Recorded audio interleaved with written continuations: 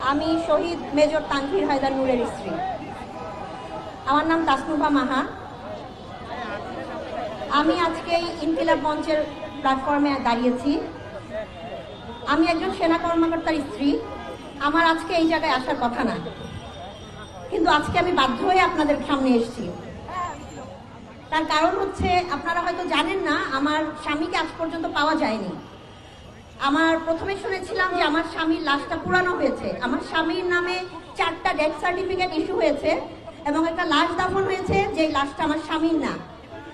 তারপরে গত 25 ফেব্রুয়ারি 2025-এ সাংবাদিক ইলিয়াস হোসেনের একটা ডকুমেন্টারিতে জানতে পারি যে আমার স্বামীকে 27 ফেব্রুয়ারি 2009-এ এমপি তাপস গুম করে নিয়ে গেছে। এরপর থেকে আমি অনেক চেষ্টা করেছি যে আমার হাজবেন্ড শেষ পর্যন্ত কিভাবে, কোথায় গিয়েছে এবং তার কি হয়েছে, কিন্তু আমি সেটা বের করতে পারিনি।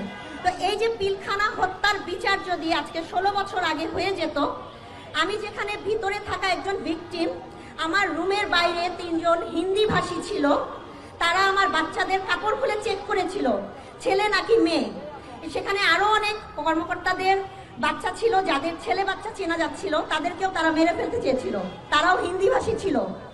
আমাদের অনেক অফিসারের মিসেসরা আছেন যারা বলতে ভয় পান, সে ভিতরে হিন্দি ভাষী ছিল।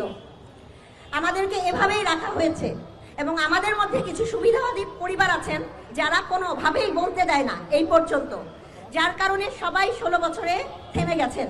শুধু আমি পারিনি, আমার স্বামীর না লাশ আছে, না তাকে আমি কোনো কিছু ট্রেস পেয়েছি তার কি অবস্থা আছে, এবং আমি কখনোই 16 বছরে মেনে নিতে পারিনি, কোনো কিছু দিয়ে আমাকে বন্ধ করতে পারেনি। সেই কারণে আমি বারবার 16 বছরে না চাকরি পেয়েছি, না আমার বাচ্চাদেরকে কোনো জায়গায় স্ট্যাবলিশ করতে দেওয়া হয়েছে। আমি জানি না এই প্ল্যাটফর্মে দাঁড়ানোর কারণে আমার কি হবে।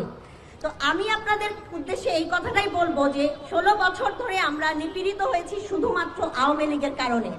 16 বছর আগে 2008-এর 29 ডিসেম্বরে যেই ভোটটা দিয়ে ভোট হওয়ার পরে আওয়ামী লীগ বসেছিল, সেই আওয়ামী লীগের কারণে কিন্তু আজকে পর্যন্ত আমরা এত নিপীড়নের শিকার। এই জুলাই আন্দোলনে এত কিছু হলো, এত সন্তান মারা গেল, এত মা বুকহারা হলো।